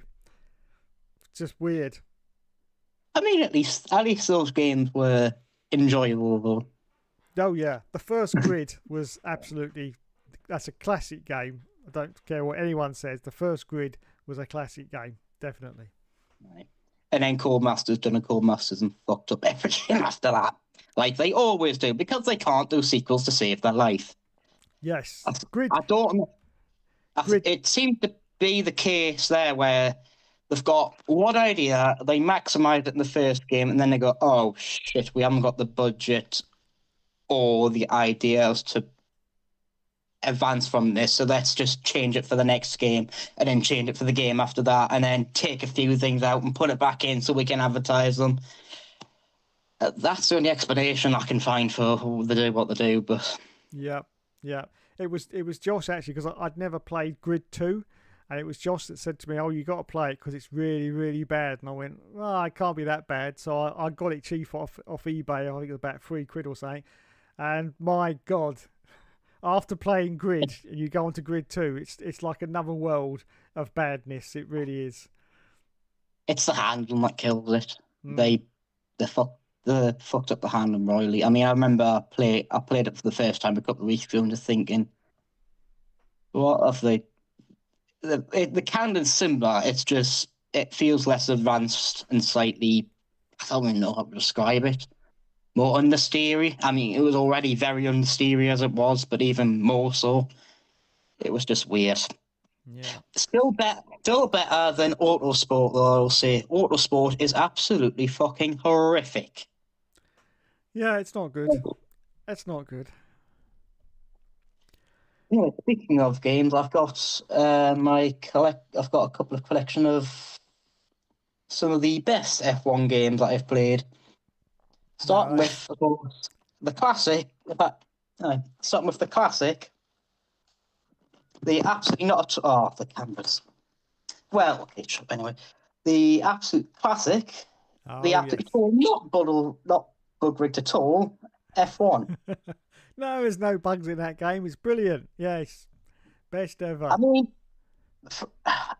mean, for a first-time game, released as early as it was, the fact that you can still go to this now and still play it and still be competent at it is frankly astonishing. Considering, like, you go into the Mega Drive era and you'll play the games and they're just impossibly hard because there was a much higher standard for how difficult they had to be back then. Yeah. But yeah, I think for a first time, apart from the bugs, they couldn't really have done much of a better job. And then obviously, we go to your absolute favourite. Oh, yes. The one that I have to buy twice because the first time around they didn't put the fucking disc in. Oh, bugger. But yeah, I know you love it, but to be honest, I haven't got on with it quite as well as the first one. I don't know if it's because it's a bit more refined and then, but therefore more difficult. But I'll probably get into it. I'm thinking of doing Jan Magnussen for the season for this one. Nice. And of course, we'll head on to the even better, the absolute classic. Oh, yes. Formula One 98. Perfect game, no notes. The best thing I like about this is if you look at the back, it'll probably not come up well in here, but the descriptions are very, very vague. I wonder if that was deliberate because they knew how unfinished and broken the game was. And that was somehow a bestseller. Uh, Yeah. you know what? I bought that when it first came out, and I paid $44.99 for that game. $44.99. I mean, even back then, that's a stupid amount. It is. Even when you consider inflate, like that must have been the equivalent of about paying 90 quid for a game now. That is, Yep. It I was. don't know how can they dare charge that much for one, a yearly release, two, in the state that it was. Yeah. And the worst thing is, I got rid of it, and I had to buy it again on eBay because I had to make a video on it. I was so annoyed. I'd pay more for the fucking books. Admittedly, the second time it was £3.98, but I still had to buy it twice. Crazy. Oh, and now carrying on, we come to the absolutely amazing Formula One World Grand Prix. Oh my god! Yes, that's a great one. That one. We all like that one. Yeah, for handling is top notch, top notch. Mm-hmm. I mean, my main memory of this is I don't know if you've ever used the 3D menus, but it takes literally about 2 minutes just to load into each individual thing. Yes, I To the remember point that. of where they had to include an option to basically to just have a normal menu just to actually get the game to fucking work. The good old PS1 days. Well done, Eidos. Now we know how Tomb Raider, Darkness of Angels turned out the way it did. Yes. Let's not talk about that game. I'm still very very sore about that game. Oh my God. I read up on that, and I have never heard about a game that tanked a series more than that one. Yeah. Jesus Christ! Oh, I can't even think of an equivalent of what that would be like nowadays. That would be it would be like if GTA 6 came out and it was just totally unfinished and unplayable and essentially ended Rockstar. That's what I feel it would have been the equivalent of. Which I won't bankrupt them, but I could see it. But I could actually see it releasing and being unfinished, to be honest, given the way it's going at the minute. But yeah. I don't think it will go as badly as that. Right, next game. Another amazing one. F1 Racing Champion. Oh, you're getting all the classics now. Yes. Yeah, the one that was an absolute joy for your thumbs, if I remember your 100% video on that one. Oh yes. Oh yes. And the Chinese announcer who had clearly never watched F1 in his life. I think that was the one. Do you remember when the PS2 came out? They said that the X button was going to be pressure sensitive. I think that's the game that uses the pressure sensitive of the PS2. So you've literally got to force your finger down on the X button, and after about a lap, your thumb is dying. It's just dead. But there's nothing you can do. You've got to hold it down because you couldn't change the controls over to like the analog stick. That had to be the X button. Oh my god. Imagine doing Monza on this. Yes. Oh, that would be something else. Yes. Oh. Terrible. Oh. Right, I've got to read the chat out because I'm getting well behind.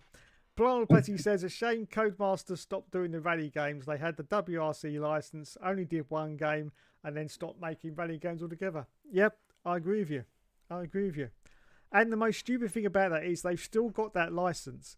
And so the studio that had it before that they wrestled it off, they can't make another game now until next year because EA still have that license. That's the stupid thing. And yet they're just sitting there doing nothing. They could add some DLC packs to that game, couldn't they? Make it a bit more exciting. We could have some monster trucks in the game, like the old Dirt games. That would be great, wouldn't it? I'd buy that for some monster trucks. But they're just sitting there obstinately saying, nope, we're not doing anything with this game, and no one else can either because we've still got the license. So yeah, well done EA, well done indeed.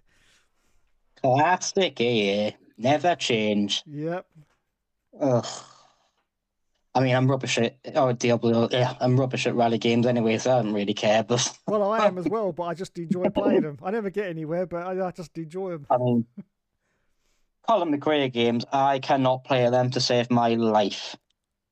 So what do I go and do? Oh, go and buy Richard Burns' rally game, a game that people have nightmares about. I have never touched that game because I've just heard about it, and that's enough for me. I've just, I- it's just too. They say it's basically impossible, and so yeah, no, I can't be doing with that. It's too much. There is one good thing about that game, though. One of the stages they have is in Gateshead, which is right next to Newcastle, next to where I live. Oh And right. it is and it is totally unrealistic to what it is like in real life. Yes. Shane says, yeah, because last time you were streaming, you were talking about Sinbad and his dog. Yes, I was. Yes. Respect to 2024 and 25, Paddock 69. That guy was something else. Probably 2008 Brazil, maybe. Plural Plessy says 2009 was the strangest season ever. I agree. Yes, it was. It was. Especially having the Brawn come out of the gate from the ashes of the Honda car, which was an absolute dog in 2008. I mean, it just didn't get anywhere. In the end, they ran it with no sponsors at all and just put that stupid Earth livery on it. No sponsors, just the Earth livery, and that was it, wasn't it? And they were out, and then Ross Brawn, like Superman, flew into that team and went, "I'll take it over." And what happened? Absolute incredible scenes. Not only did he take it over, but they started winning races right at the start, and I was like, "How does this even happen? How does this happen?" And I'm sure it's never going to happen again, to be honest. I mean, it might do in another 50 years, but... I'll tell you how it happened. Honda Motorsport, that's how it happened. They do it every single time. They'll come into a series, they don't get immediate success, they'll put a lot of money into it, then the moment they start, they'll have one tiny little bit loss of money. Oh, no, we're out. Then the moment after they leave, they start winning everything. Happened with Braun, happened with Red Bull, and then when they come back, like they did with McLaren, and they did with Aston, oh no, everyone's about 4 years ahead of us, and we've got to rush an engine in about how many months? And oh no, it's shit. Yep. And start the process all over again. And it's not just F1 that've done it, because in IMSA, their American partner, Acura, they've just pulled out. And I can guarantee you by the end of the decade, they'll rejoin again and they'll be right at the back. Brilliant job, Honda. Never change. Jesus Christ. I've never known a motorsport organisation to be so poorly run by a manufacturer in my life. Yep. Oh, they piss me off, they do. Plant Place says, I started following it in 2007, but my mum said I started watching it in 2004, but I don't remember it. Mr. Regard says, I first remember watching Belgium 09 with Raikkonen winning in that average Ferrari. Yes. One day they'll see these regulations. Oh, one day they'll see these regulations have improved the racing, says Mr. Regard. So there you go. There's a counterpoint. Will we one day look at these regulations and go, yeah, that was actually rather good? The modern DTS fans will probably think that because they can't remember anything past 2024, to be honest. So they'll probably have them on if the racing gets a bit more actual realistic. But I think for the true fans, we'll just be thinking, thank God we've got something vaguely like actual, like the pinnacle of motorsport, which it has. Speaking of which, I have heard rumours that the new the new engine set in a couple of years' time, apparently they're looking to switching to V8, but it's still going to have an MGUK in it. Oh. It's still going to have electrics in it. Nice. And they're running it on synthetic fuels. Wow. They don't learn, So do they? yeah, it's just gonna be like the last regulations we had, but V8s instead of V6s, so they're gonna be a bit quicker. And that's probably gonna be about it. So what was the point of all this then? Yeah, yeah. Planet Play Like, says top 5 seasons I watched: 2008, 2012, 2009, 221, and 2010. They were good seasons. They were good seasons. Shane says, why was the 2000s the strangest season ever? Well, just for what I said earlier there, Shane, about the Braun coming in and yeah, winning the championship. DJM it was says, I'm... that season in general was weird because the championship battle was really exciting. Yet you go back and have a look at what people said of the races, they were all dreadfully boring. Like, oh yeah, most of them were just people overtaking on field strategy, and that was it. Like most of the races were terrible in that season. It just happened to be because obviously Braun was around shocking everyone that it kind of covered that fact. So I think F1 got away with it a bit there, but yeah, the races in that season were not great when you go and look at them. DGM says, I know Dominicali is just a puppet, but I'm disappointed that he will spout bullshit to keep the powers that be happy. Come on, Stefano, speak up. Yes, absolutely. Oh, he never will. Grow a pair of balls, Stefano. Planal Plessy is saying to Shane, because Braun, previously Honda and Red Bull, were at the front. Braun dominated the first half. The second half was unpredictable because anyone had a chance of winning. Yeah, that's because all the other teams worked out the rear diffuser, the double rear diffuser, didn't they? And started catching up with Braun. And Jensen only just won that championship in the end, didn't he? Only just, but he did it because he had enough points accumulated from like the first races, so he did it. So yeah. Mr. Regala says, I'd go for first 2012, second 2021, third 2010, fourth 2020, and maybe fifth 2011. And 2024, 22, and 18 was solid too, to be fair. Fourth last is more accurate for 2020. Top 5 in the last 2012, 2010, 2008, 2021, 2007, says Will. 2020 had a few good races and that was it. Mr. Regar says ranking seasons is a strange thing to do anyways. For a dominant season, 2020 was not actually that bad, purely because of how different everything was. And we did, even with the dominance, we did still get a lot of pretty decent races, although that Turkey race is well overrated. The only reason people rate that is because of Hamilton's charge and Stroll leading. Nothing else actually happened during that race. Yeah. But yeah, having different, I think the fact we got some actual different winners like Gasly and Perez, it was that season. I think that did freshen up a bit because before then you were lucky if we got a midfielder on the podium, never mind actually winning a race. So that season I did quite like, even if the air itself was absolutely diabolical. Regardless, as I think the 2020, the wildness of having a season like that in respect to Hamilton for his achievement probably pushes that up. Will says wild does not mean good. 07 and 08 would be up there if I watch more of these seasons. Shane says, yeah, 2009 was a strange season because Braun won the championship and Honda and BR never did win a championship. Will says, we're gonna win our first race and we're gonna take pole position in our first race. Double DNF. Brilliant. Yes. Brilliant job, Pillock. Brilliant. Well done, Craig Pillock. I didn't get much better from there on. He also, I do believe, was Craig was a lawyer, I do believe, and then he went into the team principal from a lawyer. That's pretty decent. Will says the Moaning Yorkshireman said 2020 was not good. There you go. Mr. Regar says problem is there's multiple ways to rank how good or bad a season is. That's true. 2020 says Will is the most overrated season this century. 2019 was the most unserious season I've ever watched that I have to like, I guess. 2020 was just Mercedes dominance apart from just a few good races. Shane says Turkey is returning to the F1 calendar next year. Yes, it is.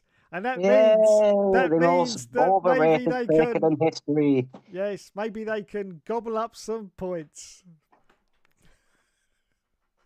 Boom, boom. That circuit. Ugh. I mean, it's not a bad circuit. It's just so overrated. I mean, the races there are usually fine. They're nothing amazing, though. And it's in the middle of nowhere. The atmosphere there is non-existent, so... Yeah. I don't know, but there we are. So is Portimao as well, says Shane. But that can also make it a good season, though, seeing the team or the driver dominate. Will says, not very exciting, so it's not that good to watch. It's also, to a lesser extent, why I think 2020 is ahead of 2015. 2018 was a great Grand Prix, to be fair. Planet Place says F1 98, where if you went off track, it would take ages for the car to get out. Yes. Bouncy, bouncy, bouncy, bouncy, bouncy. F1 98 is cool, says Mr. Regatta. There you go. 6 people made that game. Yes, they did. 6 people. And the actual... And it was still more finished than the modern games. Yes. And the actual bloke in charge, I can't remember his name, but a couple of years ago, I did some research because I was doing it for an F1 98 video, and I actually went through and I really had to go deep into the internet to find out what he's actually doing now. And he sells windmills. You know the big wind generators. That's his job now. So F1 98 chief, I suppose you could call him, and now he sells windmills. I mean, he did sell a lot of hot air back when the game came out. So Yeah. So there you go. I can't remember his bloody name, but Russell K, was it? I can't remember what his name was. Was he the... But it took like hours just to find this little tiny nugget of information about what he was doing. I was going through old forums, old internet posts as well. I couldn't find it, but I eventually got it. And yeah, he sells windmills. Shane says it was funny when Sinbad. Yes, it was Shane. Yes. Will says, yeah, come on, Shane. Paddock 69. Mr. Regatta says Paddock 69 is truly sensational. Jeez. His standards must be on the floor. He's iconic, says Mr. Regatta. There you go. There you go. You are iconic.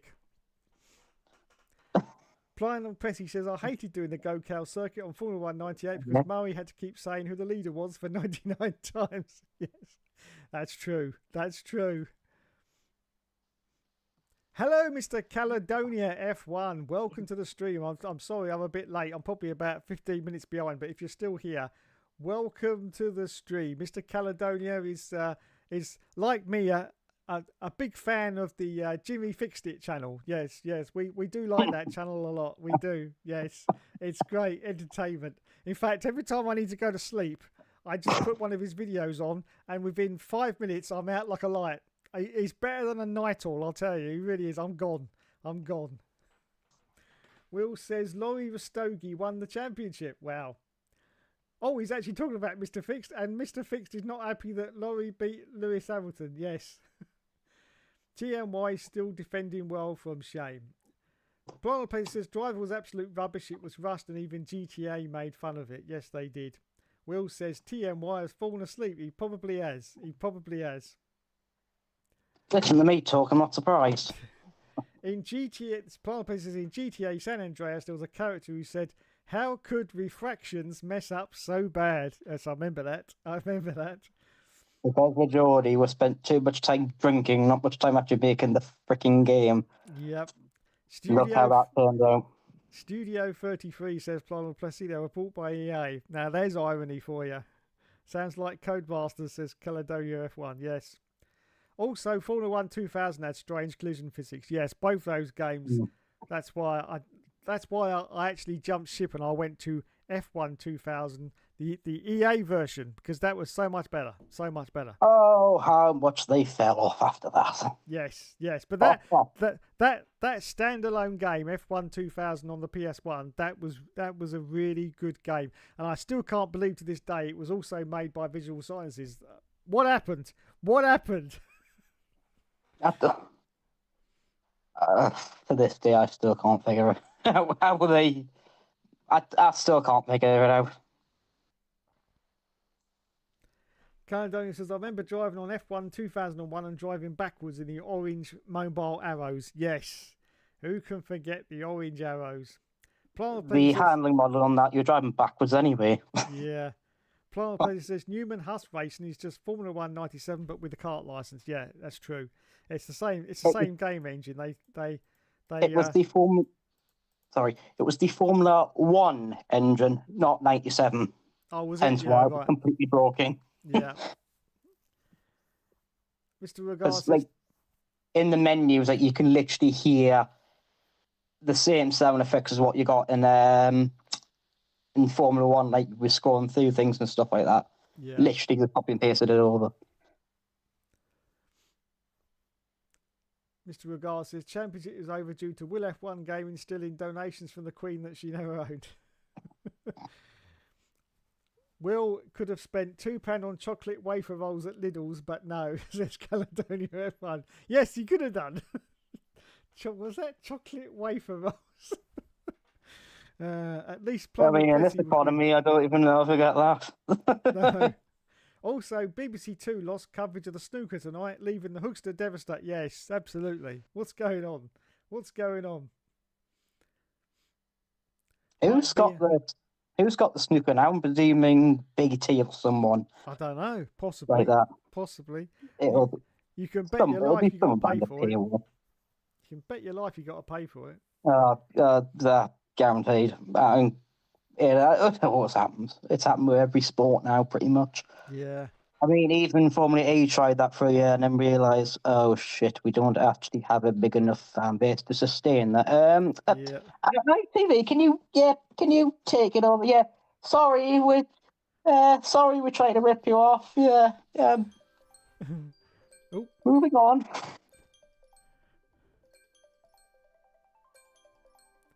The Viagra time is going off. Yep, that's my 2-hour timer going off to tell me that it's time to cut the stream. So I better get through these comments quick, and then we'll go to the final bit. The orange hue, aka the piss filter, everyone calls it. Yes, for the early PS3 games. Sonic and All Stars Racing is incredible, says Mr. Rugara. Well, thank you. I used to play a lot of Grid 2, says Planet Plenty. A disappointment compared to the first game. Yes. Mr. Rugara says Auto Sport, bloody hell. Caledonia F1 says F1 2009 was like dancing on ice for F1 cars. Yes, it was. Speaking of which, I've got the Wii version of that. Oh, yes. Fantastic game, this wasn't. Yes. I mean, it was fine for what it needed to be, but yeah. Not good. Not good. I haven't played that version. I've only done the PSP when I did that emulation on my channel. Interesting, I'll give it that. Yeah. Paul says the first F1 game for PS1 was great for it was great for its time. Yes, I agree. It had the on-screen graphics that we used at the time, as well as every driver from the 1995 season, including the substitute drivers. Yes, you're quite right. Will says Dave still thinks he's in 1997. That's it. That's it. I'm out of here. No, Dave thinks he is in 1987. Rugawa thinks Will might be Robbie Plano. There's not enough evidence for him to see the stewards. Hookster is as immortal like Evanescence. Well, thank you. I checked the cover of 98 and it was very vague, says Plano Plessy. Yes, it was. Very vague. Very vague. And I've lost the chat now because it's gone too far up again.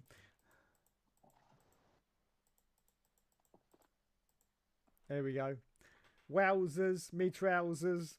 Dom needs to announce his retirement. His employers did that for him. Yes, we've got Will F1 gaming in his Vettel 2013 era. Won't even let his poor teammate win. Will says, just watch GTA 6 flop big time. Yes, Oh, we yeah. know. I We know can that's already, I can already see it's going to come out and it'll be like Cyberpunk, where it's completely unfinished, and everyone will kick off because it's not what they expected, even though it was. It's never going to be anything like what people hope. It's Yep. going to be. It'll be an all right game that'll just be horrendously unfinished at launch. That's what it's going to be. Absolutely. What teammate that isn't Mark Webber? F1 Racing Championship, all the versions were different. Yes, they were. Caledonian F1 says multi 21, Seb.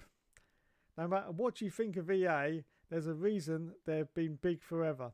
Yes. Because they buy out all the small studios and run them to the ground. That's how. That's it. They clearly And keep knew all the what they were doing. licenses.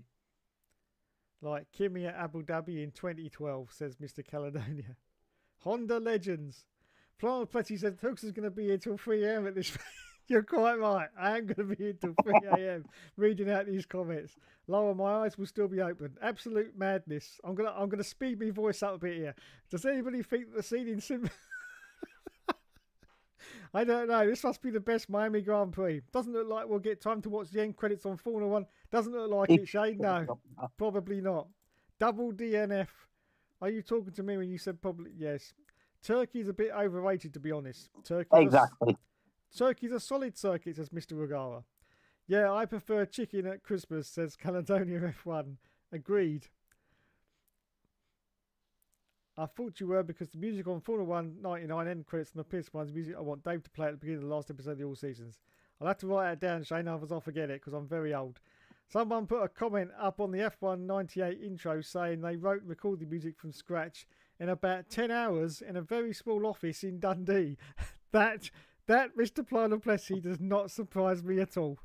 Yes, 10 hours in. I mean, it must be bad enough being in Dundee without trying to compose music at the same time in 10 hours. But yes, well done, well done. The comment. You say that? I think the early GTA games were made there in Dundee. They were definitely made in Scotland. Know that much. Yeah. The comment also said the musicians at Visual Science were struggling with the music on their pool game, so they were flown up to Dundee, only meant to be there for 2 days, and on the first day, and I can't, there's nothing else there. And it wasn't me who made the F1 intro music, I did the music for F107, says Caledonia F1. TMY picking up valuable points. F1 producer said, the F1 intro hasn't got any sound and we need it to be done by tomorrow. Can you do it while you're here? And so he rushed it into unfamiliar equipment. Luckily, there was a guitar there. Just imagine that. Right, come on, do us an intro. There's a guitar. Just get on with it. Come on, strum a few chords out and we'll be done with it. And that'll be the best bit about the game. Yes.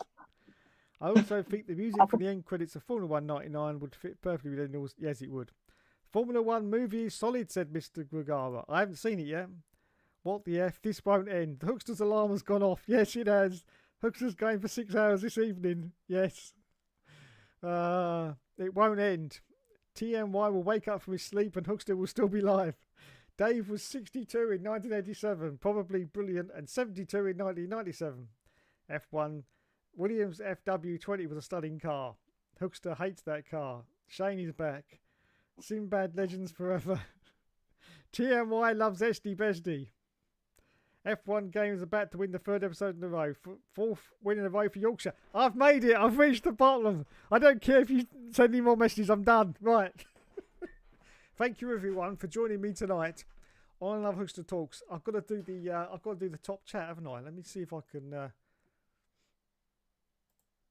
me see if I can make you bigger a minute. That's what she said. And let me see if I can. Yeah, fat chance with you. Let me see if I can. I don't know if I can do it like this. Hang on a minute. Speaking of which, since I'm now officially up on the screen, I can now make a formal announcement. Yes. Will is disqualified for sending in £2 to get into the top of the chat. means that now, Shane, you look like you're going to win. Yes, indeed. And you can't argue with that because I'm No. now up on the screen. No, you can't argue with that. Right. The question Oh. is, can I get this top chat on the screen without anyone seeing it? Probably not. Let's have a look and see if I can. No, it's coming over the top. This is not good. This is not good. Hang on. I know what I'm going to say, big ugly mug anyway. Hang on. I gotta make myself bigger. That's what she said. Right, let's see if I can get it. Well, I got it underneath. Right, here we go. Oh no, it's gone. Don't do that. Don't. Right, come on. I bet it would do. Ooh, it's messing me about tonight. Oh, A few technical difficulties. Yeah, Is that? right, I'm gonna do it. I'm gonna run it like this. No, you can't see that screen, can you? Can I just confirm? Can you just see me on the screen all big? Yes. Yes, right, okay, that's it, right, okay. No time for any music tonight. I'm just going to run into it, everyone, because I haven't got time to play music. Here we go. We've got 8 in the top fans, and let's go from 8 upwards. Where are you? Come on, where's number 8? There it is. And at number 8, it is the Scissor Sisters 4369. Well, it doesn't matter because he's won tonight because he's live on the show. So there you go. He's won anyway. Number 7, we have DJM 9937. Number 6, it is Caledonia F1. At number 5, it's, oh my goodness, it's the Moaning Yorkshireman. Well, that's about as best as he's ever going to get in life. 5th. Number 4, it's Mr. Rugara. So for the top 3, the podium positions for tonight, in 3rd place, it's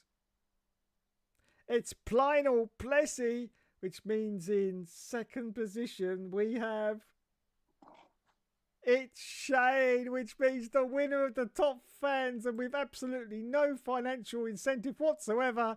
It's Will F1 has won again. It would be if he wasn't already disqualified. Yay, well done to Will F1. Wowzers. Oh my goodness. Well, there you go. I'm absolutely exhausted now. Anyway, thank you everyone for joining me tonight. Paddock 69 has won. Yes. Hookster having a technical problem like BBC Two this evening with the snooker. Yes, technical faults. Well, I've got the perfect way to end if you put your face back on. I've got your face back on right now. Remember this? Oh, no, please. Please, no. I am the only other person in the world to have a copy of this. You are. I played it once for about 5 minutes. Thought, what the fucking hell have I just bought and never played it again? Yes. I know that everybody else by the looks of it. Yes. Did you not pay much for it? That's the most important thing. I got it for Christmas. Well, it doesn't matter. So then. I would have paid. It would have been about 20 quid or something. Oh my goodness. No. Anyway, thank you. But beware, though. I could have tried to make an entire channel on it and put everything on that game being a success. Oh no way, the servers have shut down after 6 weeks because the game was shite to start with and they never put any effort into it. Yep. I made a channel about it and that's it. Did you? Yes, I did. And it's no more. Well, it's still there, but there's like 2 videos on here. It's on there. It's ridiculous. The fucking game's no more. I know. Anyway, I've got to go, everyone. So thank you, everyone in the chat tonight. I'm just going to get you off the top fan, so I know you are. Thank you, of course, to our special guest tonight, the Scissor Sisters, who's on your screen right now.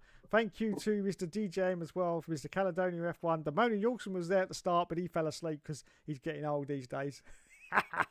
Mr. Rugara as well. Thank you to Plynal Plessy. Shane, thank you, Shane. And Mr. Will F1 as well. So there is everyone that was in the chat. And thank you. I'm not going to read the rest of the messages out, but I have just read them to myself. So they're in my brain. So I've got them.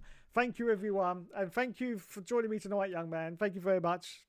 Hope you enjoyed it, because I did.